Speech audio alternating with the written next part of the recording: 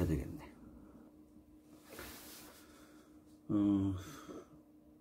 꼭 알아야 할 코로나 이후 소비 4대 변화. 이게 지금 인터넷에 되게 유행하고 있는 것 같아요. 누군가 썼는데, 그러니까 뭐 중국의 한 증권회사에서 코로나19 이후 중국의 소비 트렌드가 급변하고 있다. 그래서 네 가지를 제시했어요. 하나는 온라인화의 소비, 건강화의 소비, 간편화의 소비, 비접촉식 소비가 현저히 늘어날 거다.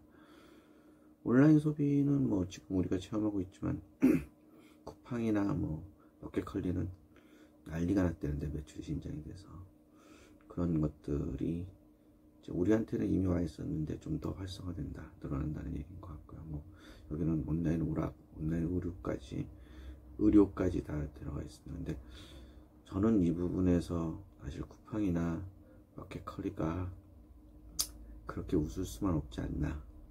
만약에 올해도 결산을 했는데 내년 초에 성적이 안 좋다 그러면 과연 그 많은 사람들이 어떻게 평가할까라는 것 하나의 의문입니다. 그렇다고 지금 이 추세라면 올해가 막 갑자기 역전이 돼서 새로운 모습이 나타나나? 그러면 또 새로운 시장이 생긴 것 같고요. 그런 부분이고, 건강한 소비의 주목. 저는 오늘 사실 말씀드리는 게 이것 때문에 말씀을 드리는 건데요. 생활 방식의 건강화, 상품 건강화. 이게 지금 주국어를 그대로 써가지고 건강 소비 지출이 늘어나고 식품에 대해서 상품에 대해서 건강, 품질, 살균에 대한 소비자 수요가 크게 늘어날 거다. 그래서 아울러 건강식품, 건강 가전제품의 활용, 생활 방식이 바뀌어진다. 운동도 많이 할 거다. 저는 한국에서는 중국산 식재료에 대한 어떤 거부감, 특히 김치 쪽에서 좀 그런 게 많이 생길 거라고 생각을 합니다. 아니, 좀 편파적으로 말씀을 드리면 이제 식당에서 김치를 돈 내고 사 먹는 거. 우리는 김치가 그냥 서비스로 나오는 건데 추가로 더 주세요 해도 국산 김치를 먹는 운동이 벌어지고 또 그것을 좀 그래야 되지 않겠나 싶은 생각이 들어요. 김치는 드셔보시면 알지만 맛도 많이 차이가 있고, 물론 가격이 뭐 3배 이상 차이가 나니까 식당에서 뭐 돈 받고 주는 게 아니니까 그 중국산 김치를 쓸 수밖에 없는데, 이제 앞으로는 뭐 기본 상차림에는 김치가 나오는데 우리가 추가로 더 주세요 그러면 뭐 500원 1000원 내고 사 먹어야 되지 않겠나, 그런 식으로 좀 바뀌지 않나. 저는 이 부분을 좀 생각을 해봤어요. 상차림을 하는 게 왜 우리는 반찬들을 그냥 덤으로 많이 주는 문화가 있을까. 서양이나 일본만 가도 그렇게 안 하는데 그 우리나라 외식산업의 발달과 연관이 좀 있는 것 같습니다. 우리나라 외식산업이라기보다 식당업 자체가 우리나라는 역사가 그렇게 길지 않고, 그러니까 식당이 발달하기 이전에는 우리 그냥 뭐 그런 거 있잖아요. 조선시대 영화 뭐 드라마나 이런 거 보면 그냥 지나가는데 어디 가서 지나가는 객인데 하룻밤 묵게 해주세요. 뭐 누추하지만 여기서 주무세요 그러면서 또 뭐 차린 것도 없는데 이거라도 나름 드시지 않은 그런 문화.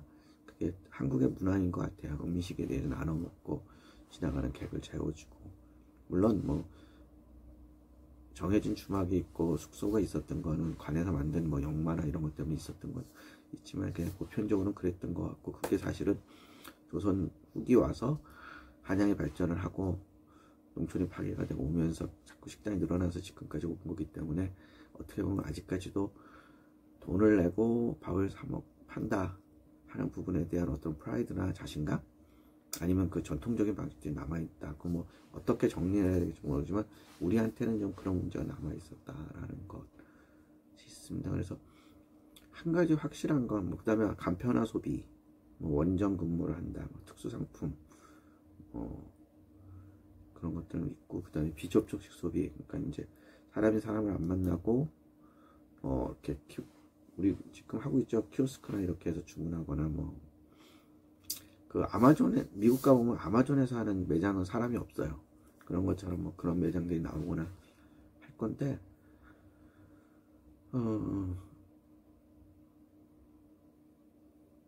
저는 중요한 게 뭐 이렇게 4가지 변화가 있다, 5가지 변화가 있다, 6가지 변화가 올 거다.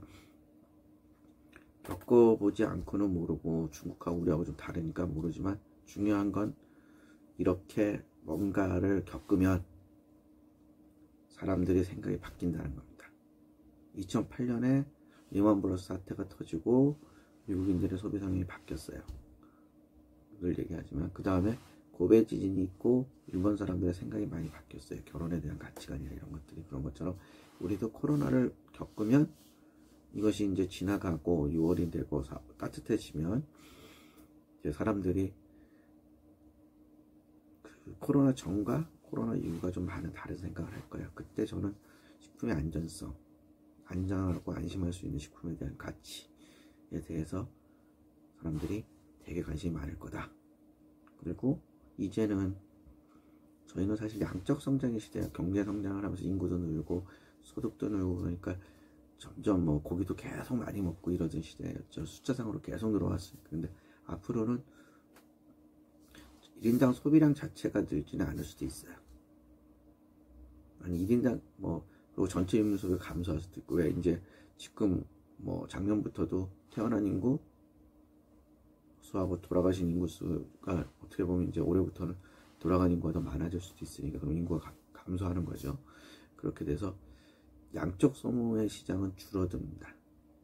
사실 한국 시장이 그렇게 내수 시장이 큰 게 아닌데 점점 줄어준다면 어차피 질적 소비로 늘어가고 조금 더 고급스러운 거. 그러니까 김치부터라도 국내산의 소비가 늘어나야 되는 부분이 있어요. 그래서 저는 식당이 변하고 식당이 움직여야지 우리 농업이 산다고 생각하는 사람이니까 그런 부분에서는 농업이 더 외식 기업들이 더 진짜 기업화되고 커져야지 뭐 양배추도 밭달로 계약해서 사고 뭐 농장 뭐 자기가 원하는 고기도 키우고 뭐 광어도 사고 뭐 이렇게 양식도 하고 뭐 이런 식으로 할 수 있는 거지. 지금처럼 규모면 그 매입이나 이런 것들에 대해서 과학적으로 이루어질 수가 없고 규모적 시스템적으로 이루어질 수가 없어요.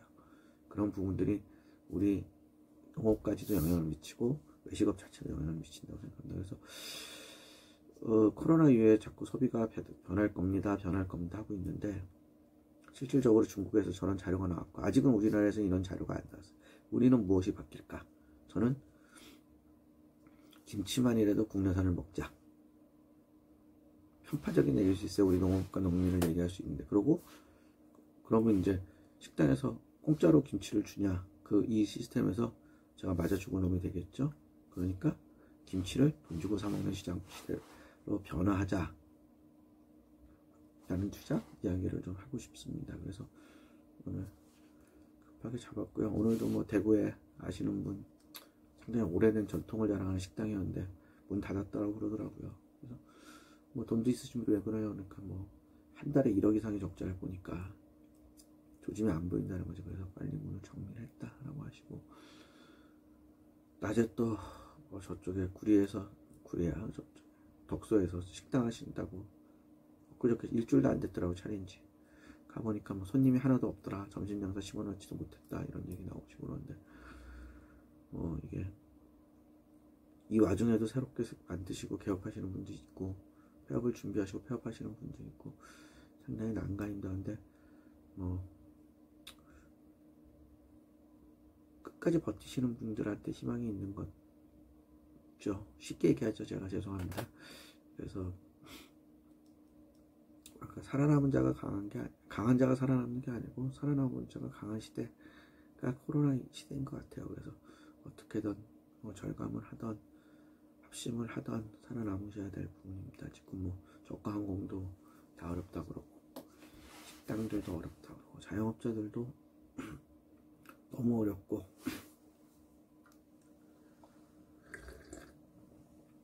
그래서 뭐 농담처럼 단골 식당에 선불 내기 운동 이런 거 내가 코로나 끝나고 갈 테니까 10만 원을 먼저 낸다든지 이런 것도 좀 누군가에 의해서 이루어지기. 저는 뭐 유튜브에 힘도 없고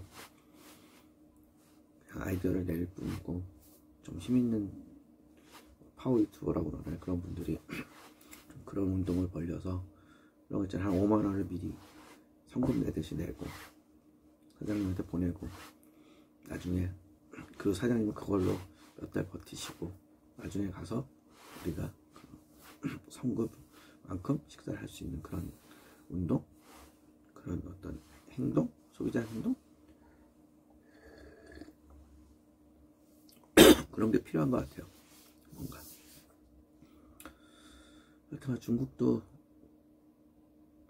달라질 거예요.